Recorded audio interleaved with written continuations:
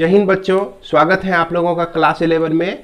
आज हम लोग सीखने जा रहे हैं परमुटेशन के डेफिनेशन।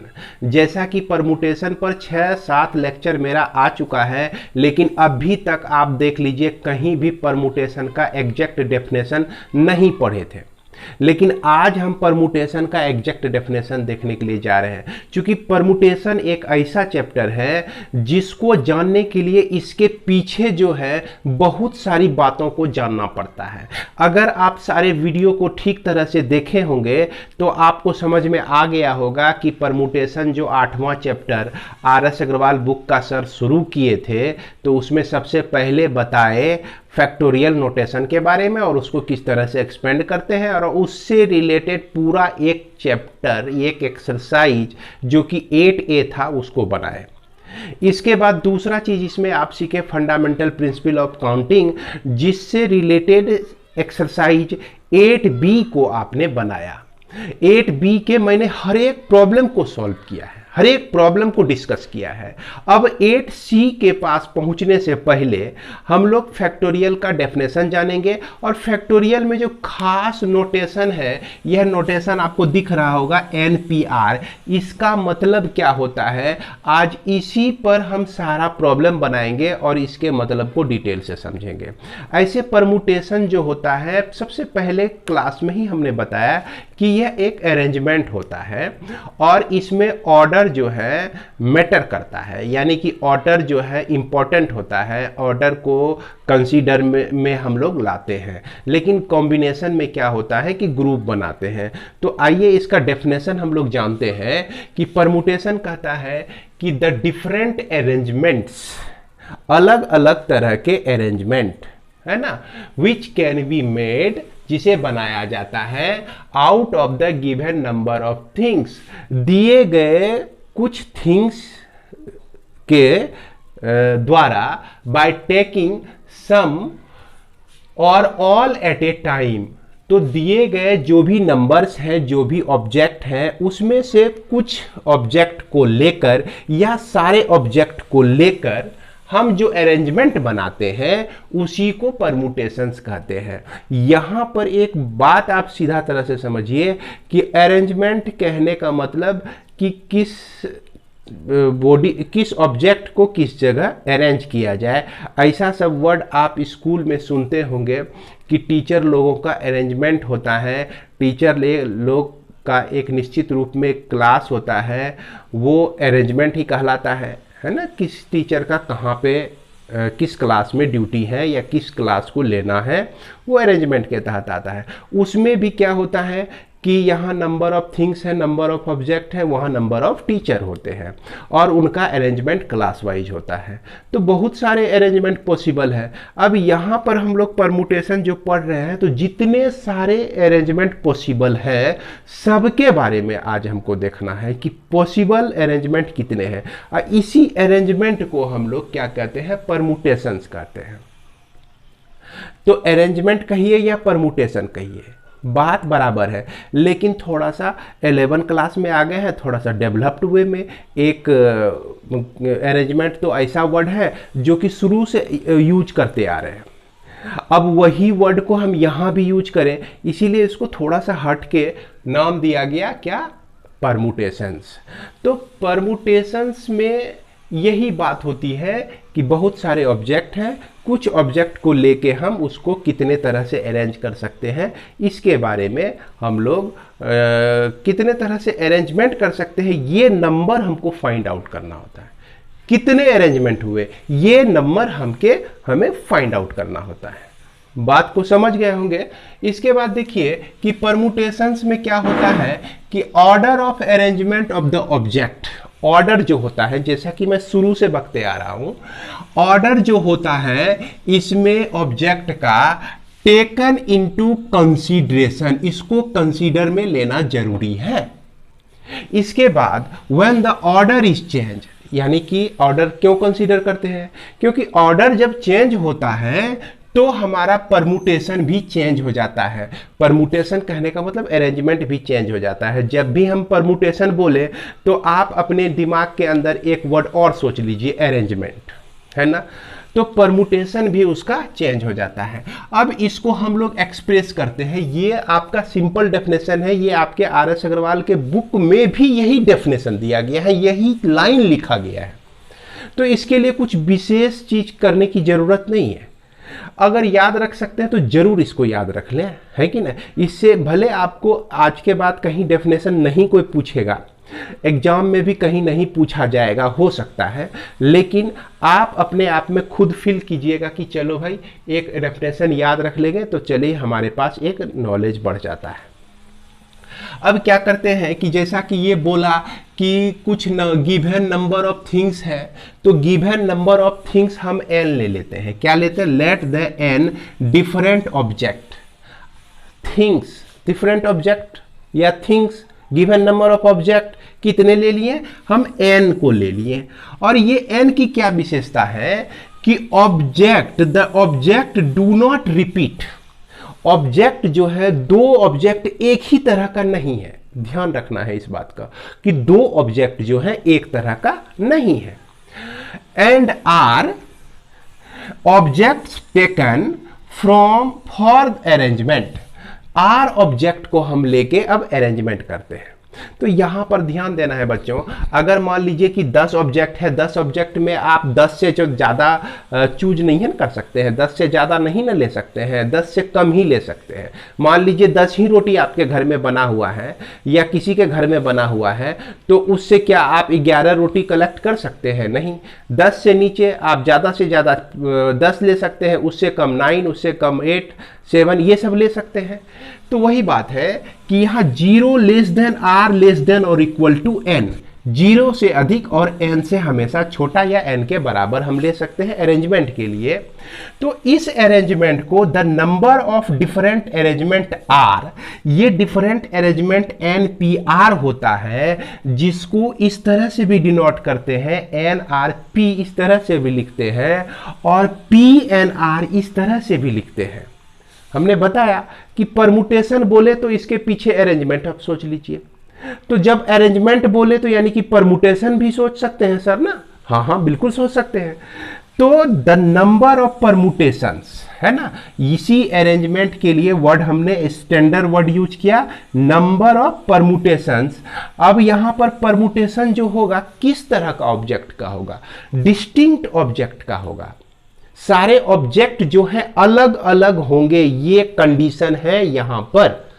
अब आगे जाके आप पढ़ेंगे कि अलग अलग नहीं भी है, बहुत सारा ऑब्जेक्ट आइडेंटिकल है। आइडेंटिकल मतलब दोनों दिखने में एक ही तरह का ऑब्जेक्ट है, ऐसा भी आगे पढ़ेंगे। लेकिन फिलहाल यहां जो हम यूज करने जा रहे हैं, सारे ऑब्जेक्ट जो है डिस्टिंक्ट है ना, सब डिफरेंट है। देखिए डिफरेंट अरेंजमेंट यूज किया गया, इसका मतलब भी यही आता है। और यहां पर देखिए all object do not repeat, इसका भी मतलब यही आता है। तीनों का मतलब एक ही, यानी कि डू नॉट रिपीट कहिए या डिफरेंट कहिए या उसको डिस्टिंक्ट कहिए, ऑब्जेक्ट्स कहिए। तो इसे भी हम लोग इसी तरह से डिनोट कर सकते हैं। अब ये NPR होता क्या है? तो NPR जो होता है, ये होता है factorial n by n minus r factorial. अब आपको समझ में आ रहा होगा कि फैक्टोरियल को ही सबसे पहले हम क्यों पढ़े थे। अभी जब हमने डिफाइन किया परमुटेशंस को और इसमें n factorial by n minus r factorial लिख दिया, तो यहां आपको निश्चित रूप से अगर सारे वीडियो को देख लिए हैं तो दिक्कत नहीं हो रही होगी। n factorial by n minus r factorial होता है। जब इसी को आप एक्सपेंड करेंगे तो n into n minus 1, n minus 2 और n माइनस r प्लस 1 तक लिखते हैं। अब देखिए ठीक इसके बाद का जो है आने वाला नंबर कौन सा है, इससे एक छोटा होगा, यानी कि n माइनस r फैक्टोरियल डाल के इसको रोक दिए। और इसके नीचे भी जो है क्या है, पहले से n माइनस r फैक्टोरियल है, तो यहां पर n minus r factorial, n minus r factorial cut गया। तो इसलिए factorial n by n minus r को n माइनस 1, n माइनस 2 और इसी तरह से n माइनस r प्लस 1 तक लिख सकते हैं। अब इसका एक दो एग्जाम्पल देखिए बच्चों, अगर आप चाहें तो इसका स्क्रीनशॉट लेके रख सकते हैं। ये हालांकि आपके बुक में भी है, लेकिन ये नीचे का पार्ट आपको बुक में नहीं मिलेगा, है ना, इसका स्क्रीनशॉट लेके जरूर रख लीजिए। अब यहाँ पर हम इसी के हिसाब से एक्सपेंड करते हैं 10p6 को, यानी कि ये क्या बता रहा है, ये छोटा सा सिंबल देखिए कितना बात बता रहा है कि 10 ऑब्जेक्ट दिया गया है। कितने ऑब्जेक्ट है, 10 ऑब्जेक्ट है, उसमें से 6 ऑब्जेक्ट को कलेक्ट करके हम उसको अरेंज कर रहे हैं। तो कितने तरह से अरेंज कर सकते हैं, तो ये आपका जैसा कि ये कह रहा है कि आपको जो लिखना है, यहां देख रहे हैं कि यह 6 जो है ग्रेटर देन 0 है, लेस देन 10 है, तो या तो इसको 10 फैक्टोरियल अब बाय 10 माइनस 6 फैक्टोरियल लिख दीजिए, और उसके बाद जो है यहाँ 10 इंटू और ये 9 into 8 into 7 into 6 factorial, 6 into 5 into 4 factorial लिख दीजिए। अब बाय ये 10 माइनस 6 4 फैक्टोरियल हो जाता है, ये कट गया, तो ये वैल्यू जो बचा आपका यही हो गया possible arrangement, all possible arrangement हमको मिल गया। इसके बाद जो होता है आपका इसी तरह से एक एग्जाम्पल भी, छोटे छोटे एग्जाम्पल देके इसे समझाया गया है, और इसमें से कुछ फॉर्मूला याद रखिए आप। जैसे 0 फैक्टोरियल जो होता है 1 होता है, शुरू में ही हमने बताया 0 फैक्टोरियल जो होता है ये 1 होता है। अब देखिए अगर NPN आपको कहा जाए, यानी कि NPN, ये क्या हो गया कि इसका मतलब हो गया कि नंबर ऑफ ऑब्जेक्ट n हो गए, और n में से n ऑब्जेक्ट को कलेक्ट करके हमने अरेंज किया। तो ये कितने तरह से हो सकता है, तो ये n factorial by n minus n factorial, तो ये n factorial by n minus n 0 factorial, तो यह 0 फैक्टोरियल का वैल्यू हम कितना लेते हुए आ रहे हैं, 1 लेके आ रहे हैं। तो इसलिए यह क्या हो गया आपका, सिर्फ n फैक्टोरियल हो गया। तो सिंपल है, इसमें कोई बड़ी बात नहीं है, इसे समझना बहुत ही आसान है। तो इतना सा समझ जाने के बाद जो है हम लोग का एक्सरसाइज आता है आपका अब 8C। तो 8C के कुछ प्रॉब्लम को हम लोग देखते हैं और इसे समझने की कोशिश करते हैं। तो ये बच्चों एक्सरसाइज 8C का है, जो RS अग्रवाल बुक क्लास 11 का 8वां चैप्टर से है, जो कि परमुटेशंस है। इसमें हम लोग सबसे पहला नंबर प्रॉब्लम ही देखते हैं, जो कि 10p4 दिया गया है। तो अभी आपने तुरंत पढ़ा NPR को क्या लिखते हैं हम लोग, n factorial by n minus r का फैक्टोरियल, इसको याद रखिए। तो इसी हिसाब से इसको लिख सकते हैं 10 फैक्टोरियल बाय n, यानी कि 10 माइनस 4 का फैक्टोरियल। तो 10 फैक्टोरियल को 10 into 9 into 8 into 7 into 6 factorial लिखिए, क्योंकि 10 माइनस 4 6 फैक्टोरियल ही आता है। 6 फैक्टोरियल आपका कैंसिल हो गया। जब इसका प्रोडक्ट आप निकालिएगा, ये संभवतः आपका 5040 आ जाएगा, यही हो जाएगा आंसर। मल्टीप्लाई करके आप जरूर देख लीजिएगा। इसके बाद इसमें दूसरा नंबर कहता है 62p3 कह रहा है। तो ये तो लिख सकते हैं 62 का फैक्टोरियल बाय 62 माइनस 3 का फैक्टोरियल। इसको क्या लिखेंगे, 62 इंटू 61 इंटू 60 इंटू 59 फैक्टोरियल पर कर दीजिए इसको, और 62 में 3 माइनस करते हैं तो 59 फैक्टोरियल आता है। अगेन यह दोनों आपका कैंसिल हो गया। अब इसको जब मल्टीप्लाई करेंगे आप, तो ये संभवतः 226920 आपका आ जाएगा, यही हो जाएगा आंसर हो जाएगा। इसके बाद क्वेश्चन नंबर 4 को देखते हैं, 1 के 4 को देखते हैं, जिसमें 9p0 दिया गया है आपको। तो 0 देख के परेशान नहीं होना है, वही काम करना है 9 फैक्टोरियल बाय 9 माइनस 0 का फैक्टोरियल। तो यह 9 फैक्टोरियल अब बाय 9 का ही फैक्टोरियल बचा। 9 फैक्टोरियल कैंसिल हो गया, तो बच गया क्या आपका, 1 बच गया।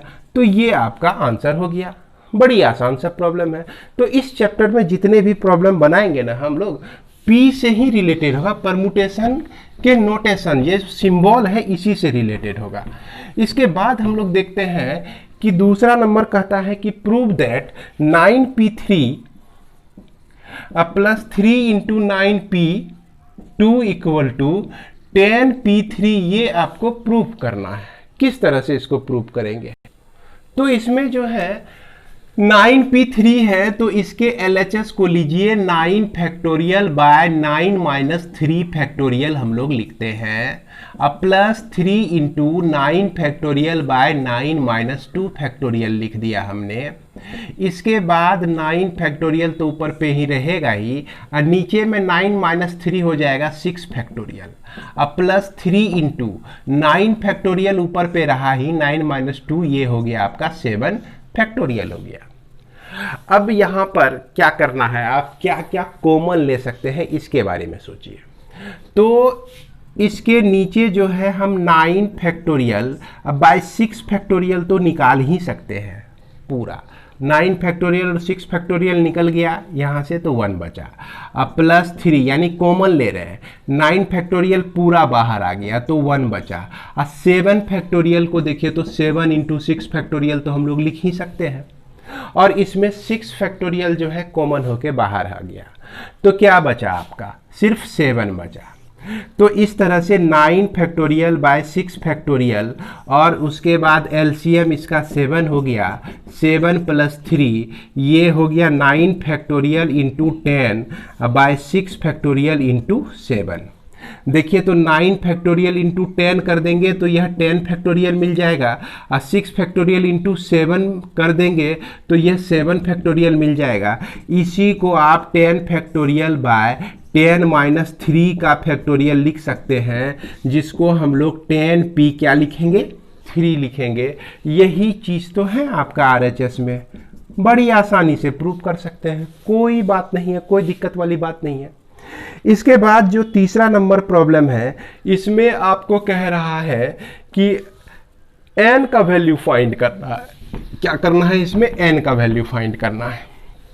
और इस तीसरे नंबर क्वेश्चन में आपका रिलेशन क्या दिया गया है? ये रिलेशन दिया गया है 16 into np3 equal to 13 into n plus 1p3 दिया गया है, और इसमें जो है n का वैल्यू आपको फाइंड आउट करना है। तो ये p का नोटेशन जहां भी देखिए इसको हम क्या लिख सकते हैं? जो लिख सकते हैं NPR कहीं लिखा रहे तो n factorial by n minus r factorial हम लोग लिखते हैं। तो 16 into n factorial by n minus 3 का फैक्टोरियल हमने लिख दिया, equal to 13 into n plus 1 का factorial by n plus 1 minus 3, यह नीचे में जो चीज़ रहे उसमें माइनस कर देना है, यानी इस दोनों का डिफरेंस का फैक्टोरियल लेना है यहाँ पे।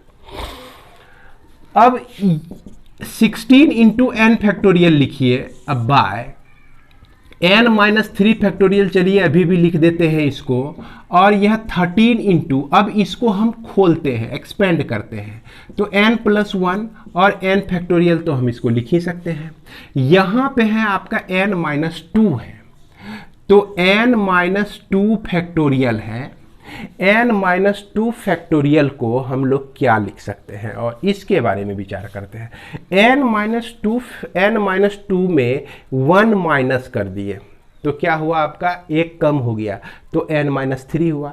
तो इस n माइनस 2 को अगर आप एक्सपेंड करते हैं तो n minus 2 into n minus 3 factorial आप इसको लिख सकते हैं। याद कीजिए जैसा कि बताया था कि 6 फैक्टोरियल है तो 6 इंटू 5 फैक्टोरियल रोक दीजिए, क्योंकि 5 फैक्टोरियल का जो भी वैल्यू आता है और यह 6 को मिला देंगे तो यह 6 फैक्टोरियल का वैल्यू आपको दे देगा।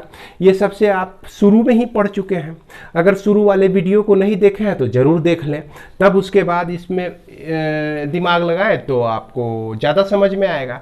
तो इस n माइनस 2 फैक्टोरियल को हम क्या लिख सकते हैं? n minus 2 into n minus 3 का फैक्टोरियल लिख सकते हैं। अब ऐसा क्यों किए?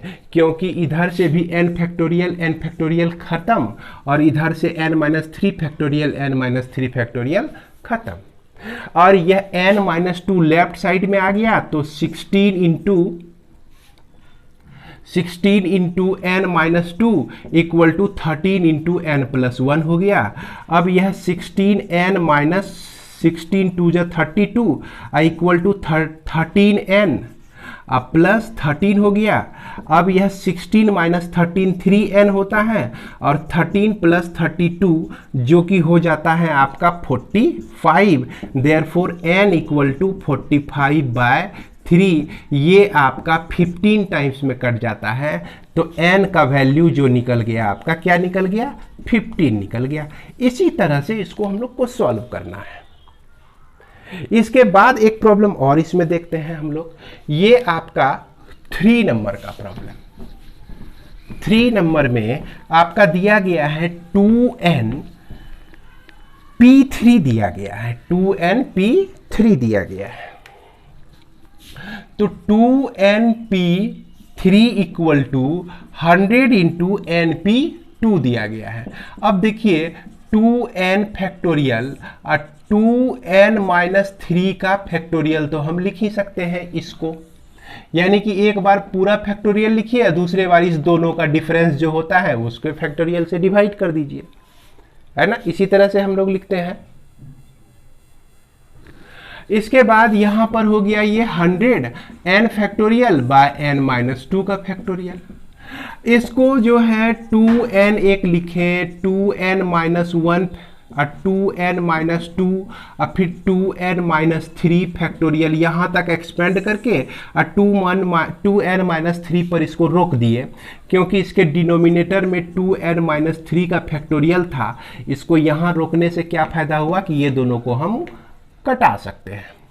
अब इसके बाद RHS में अगर जाते हैं तो यह 100 है, ये n है, n माइनस 1 लिखे, n माइनस 2 फैक्टोरियल लिख के छोड़ दिए और नीचे में n माइनस 2 का फैक्टोरियल है। अब देखिए दोनों साइड से दोनों बगल ये फैक्टोरियल वाले टर्म जो है लापता हो गए, अब नहीं बचा। फैक्टोरियल वाले टर्म का है ना चले गए यहाँ से, हमारे प्रॉब्लम से जो बाधा बन के थे। तो ये 2n, उसके बाद 2n माइनस 1, यहाँ अगर 2 कॉमन ले लें हम तो n माइनस 1 होता है। राइट साइड में 100 है, n है और n माइनस 1 है। अब यहाँ भी n है तो इधर भी n है। भाई इधर का टर्म उधर जाएगा तो नीचे डिनोमिनेटर में जाएगा तो कटेगा ही। इसके बाद यहाँ भी n माइनस 1 है, इधर भी n माइनस 1 है। तो बच क्या गया, 2 बचा, 2 बचा, 4 बचा और 2n माइनस 1 इक्वल टू 100 बचा और 2n माइनस 1 इक्वल टू 100/4 यानी कि 25, यानी कि 2n इक्वल टू हो गया आपका 25 plus 1 equal to 26। Therefore n equal to 26/2 equal to 13। यही 13 आपका क्या हो जाएगा, n का वैल्यू हो जाएगा। तो देख सकते हैं कि यह जो प्रॉब्लम है बड़ी आसान है। यहाँ पर इस चैप्टर में हम लोग क्या सीखेंगे कि NPR को किस तरह से एक्सपेंड करते हैं और किस तरह से उसको हम लोग सॉल्व करते हैं, है कि नहीं। जबकि NCERT में आपको इतना लॉन्ग इतना प्रैक्टिस नहीं मिलेगा। इसीलिए अगर आप RS अग्रवाल को बना लेते हैं तो समझिए आपका NCERT प्रॉब्लम को बनाने में भी दिक्कत नहीं होगी। इसके बाद आगे के कुछ प्रॉब्लम को हम लोग देख लेते हैं। और इसके बाद क्वेश्चन नंबर 5 में दिया गया है क्या कि 5 में 2 क्वेश्चन है बच्चों, 2 में से एक मैं सॉल्व कर रहा हूं, जो कि आपका दिया गया है n-1 p3 और इस to n+1 p3 equal to 5:12। जैसा कि आप बोर्ड पर देख सकते हैं यही आपका क्वेश्चन दिया गया है। तो इसको सॉल्व कैसे करेंगे, तो यहाँ पर सबसे पहले इसको देखिए, किसका फैक्टोरियल हमको लिखना है, यह n-1 का फैक्टोरियल लिखकर अब फिर इस दोनों का डिफरेंस का फैक्टोरियल लिखना है। n-1 -3 तो n-4 फैक्टोरियल हो जाएगा। अब बाय n+1 p3 दिया हुआ है तो n+1 का फैक्टोरियल और यह n+1 -3 तो यह n-2 हो जाएगा आपका, इसका फैक्टोरियल हो जाता है। अब यह जो वैल्यू है कितना है 5/12, इसको हम क्या लिख सकते हैं, इसको हम लिख सकते हैं n-1 का फैक्टोरियल बाय n-4 का फैक्टोरियल इनटू ये n-2 सबसे ऊपर चला जाएगा, n-2 का फैक्टोरियल बाय n+1 का फैक्टोरियल, इस तरह से लिख देंगे और यह जो है 5/12 हो जाएगा। अब हमको इसमें से बहुत सारे टर्म को कैंसिल करना है। कैसे करेंगे, तो इसके लिए ध्यान से देखें, n-1 है, यहाँ n+1 है, और ये n+2 है, यहाँ n-4 है। n-2 से को कम करते जाए तो n-3, इसके बाद का टर्म n-4। तो ये जो n-1 फैक्टोरियल रहने देते हैं और इसके बाद इसको n-2 और यह n-3 और n-4 लिखकर फैक्टोरियल डाल दिए तो यहीं पर रुक गया ये, और यहाँ n-4 का फैक्टोरियल है और n+1 इंटू n-1 का फैक्टोरियल डालकर इसको स्टॉप कीजिए, रोक दिए, तो यह आपका हो गया 5/12 हो जाता है। n-4 factorial n-4 factorial cancel, n-1 factorial n-1 factorial आपका cancel.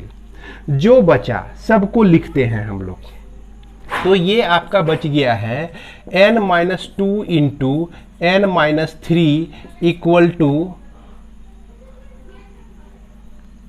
Into 12 equal to 5 into n+1। देखिए हमने क्या किया, क्रॉस मल्टीप्लाई कर दिया, इसको क्रॉस मल्टीप्लाई करके अब इसको सॉल्व करते हैं, तो यह आपका आता है n², अब फिर उसके बाद यहाँ पर -5n, अब फिर 3 2 6 इंटू 12 5n इंटू n+1।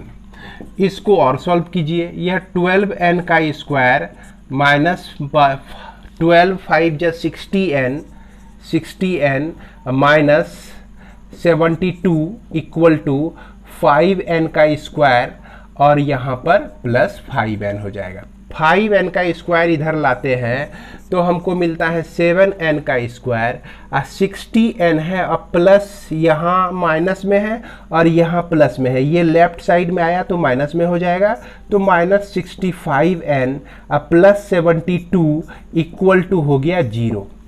अब इसको जो है हम, चूंकि यह क्वाड्रेटिक इक्वेशन है, क्वाड्रेटिक इक्वेशन को फैक्टराइज करेंगे, तो फैक्टराइज करते हैं हम, इसको क्या लिख सकते हैं 7n², चूंकि 7 इंटू 72 आप करके देखिए, और यह -56n -9n करके देखिए, और यह फैक्टर्स इसका क्या निकल जाएगा इस तरह से, 7 हम कॉमन लिए, n कॉमन लिए तो n-8 -9 कॉमन लिए तो n-8 है ना, 9 72, 9 7 8 जा 72।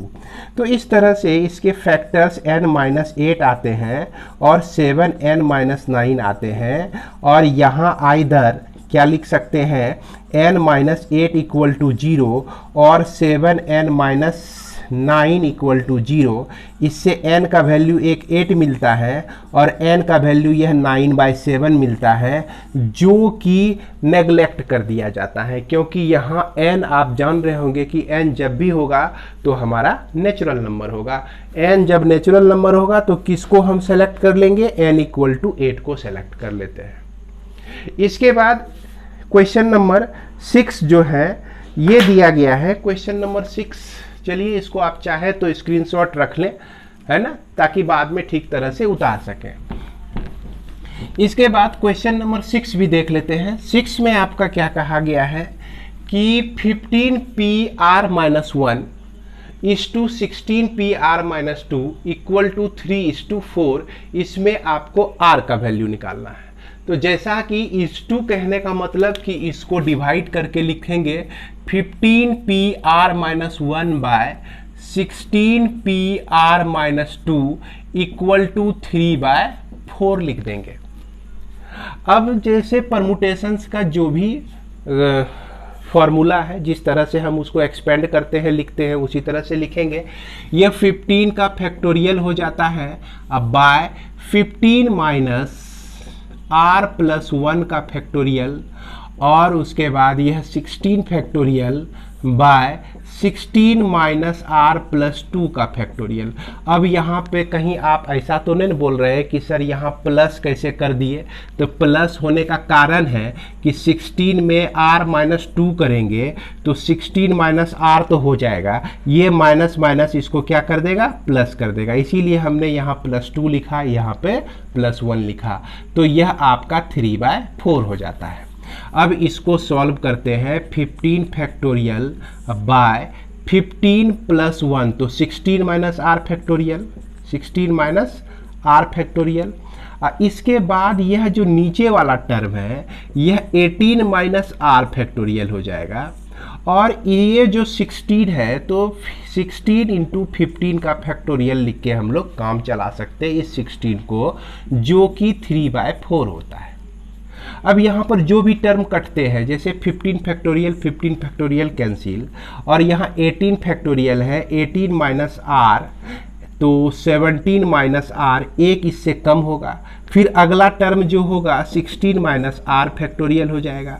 अब बाय क्या हो गया, 16 माइनस आर फैक्टोरियल, और फिर यहाँ पर क्या है, इंटू 16 है, इक्वल टू कितना है, 3/4 है। 16 माइनस आर कैंसिल। अब इस 16 को उठा के आप यहाँ मल्टीप्लाई कर दीजिए, है ना, 4 4 जा 16 होता है, तो 4 3 जा 12 हो गया। इस तरह से आपको मिलता है 18 माइनस आर, और यह 17 minus r equal to, multiply करेंगे हम लोग तो ये 18 7 जा 306 होता है, यह प्लस में हो गया, माइनस यह जो है आपका 18R और 17R, तो -35R हो जाएगा, और उसके बाद प्लस R का स्क्वायर इक्वल टू 12 हो जाएगा। तो इसी को हम लिख सकते हैं R स्क्वायर -35R, और 306 में माइनस हो जाएगा 12 इक्वल टू 0।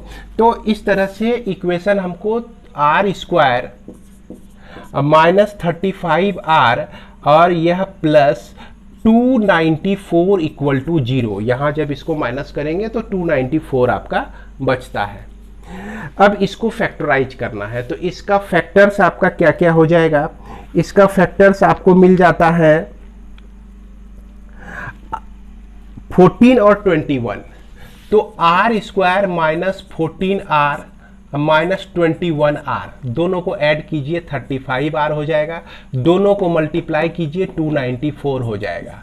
तो इस तरह से यहाँ पर हम R कॉमन लेते हैं तो R -14, -21 कॉमन लेते हैं तो R -14 equal to 0, R -21 into R -14 equal to 0, therefore R equal to 21 और ये आपका 14, दो वैल्यू हमको प्राप्त होता है। तो इस दोनों वैल्यू के लिए किसको सेलेक्ट करें, अब इसके बारे में हमको सोचना है, क्योंकि R का वैल्यू एक 14 भी है और एक 21 भी है। तो यहाँ पर देखिए कि R का वैल्यू जो कुछ भी हो इस ऊपर वाले 15 से तो बड़ा नहीं हो सकता है, और उसके बाद यह 16 से भी बड़ा नहीं हो सकता है ना। तो इसलिए यह R-2 को 16 से छोटा होना है, R-1 को 15 से छोटा होना है। तो इसलिए हम क्या करेंगे, 21 को नेग्लेक्ट कर देंगे और R14 को सेलेक्ट कर लेंगे, तो 40 हमारा क्या हो जाएगा, आंसर हो जाएगा। तो इस तरह से बच्चों हम इसको भी सॉल्व कर सकते हैं। आइए देखते हैं एक प्रॉब्लम और भी देख लेते हैं। 8 नंबर का प्रॉब्लम जो है 8 नंबर, इसे आप खुद बनाने की कोशिश कीजिए। एक 9 नंबर का प्रॉब्लम हम देख लेते हैं जो थोड़ा सा आप लोगों को उटपटा लगेगा देखने में। 9 का डिस्कस कर लेते हैं, और 10 में है क्या, find the number of permutations of 10 object taken 4 at a time. बहुत ईजी प्रॉब्लम है ना। मुख्य रूप से इसमें 9 में ही थोड़ी दिक्कत हो सकती है। तो आइए हम लोग 9 को देखते हैं। तो ये जो प्रॉब्लम है आपका 9 नंबर, बहुत ही आसान प्रॉब्लम है। इसको देख सकते हैं कि इसमें LHS हम लेंगे, ये 1 को तो हमने लिखा, प्लस 1 इंटू 1P1, तो 1P1 का value 1 factorial by 1 minus 1 factorial, यानी कि 1 फैक्टोरियल निकलता है बाय 0 फैक्टोरियल, तो इसका मतलब हो गया कि 1 फैक्टोरियल। अब जहां पर 2p2 है तो इसका मतलब हो गया कि 2 फैक्टोरियल बाय 2 माइनस 2 का फैक्टोरियल यानी कि 2 फैक्टोरियल बाय 0 फैक्टोरियल यानी कि 2 फैक्टोरियल हो गया। अगर मान लीजिए 4p4 दिया गया है तो इसका मतलब 4 factorial 4 minus 4 factorial equal to 4 factorial by 0 factorial equal to 4 factorial. तो देख रहे हैं कि इसका जो वैल्यू आ रहा है 2 फैक्टोरियल आ रहा है, 4 बाय 4p4 का फैक्टोरियल 4 फैक्टोरियल आ रहा है।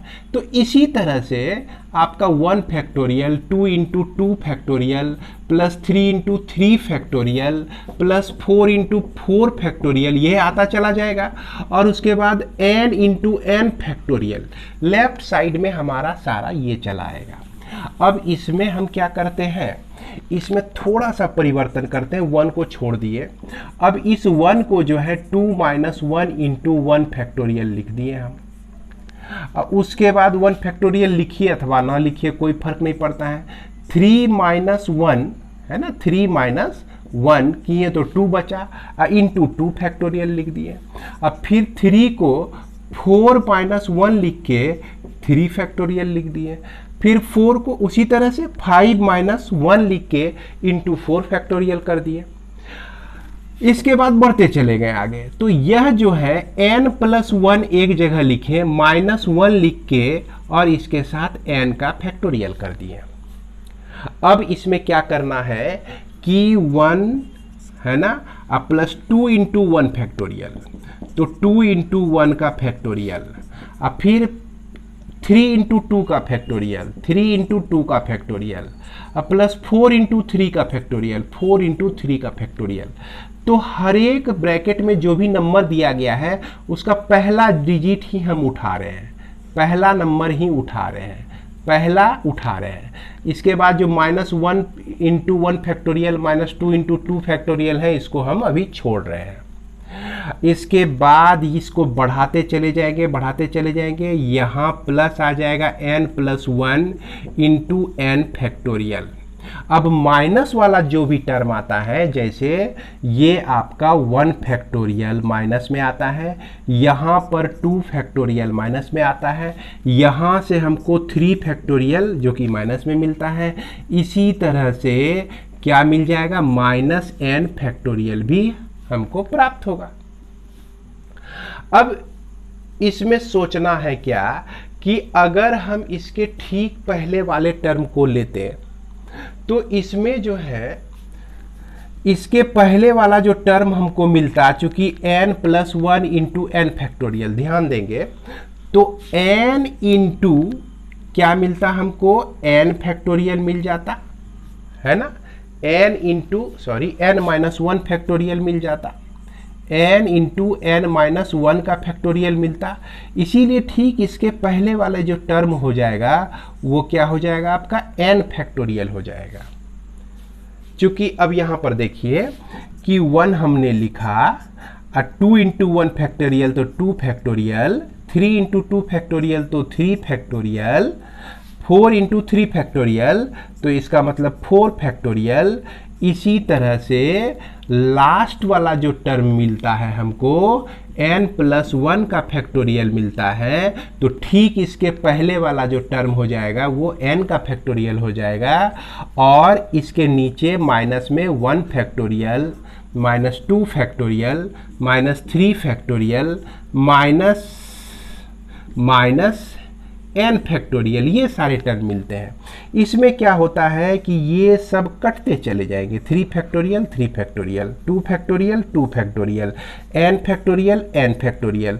तो देखेंगे क्या कि अंतिम में जो है सिर्फ बच गया n माइनस प्लस 1 का फैक्टोरियल हमको बच गया।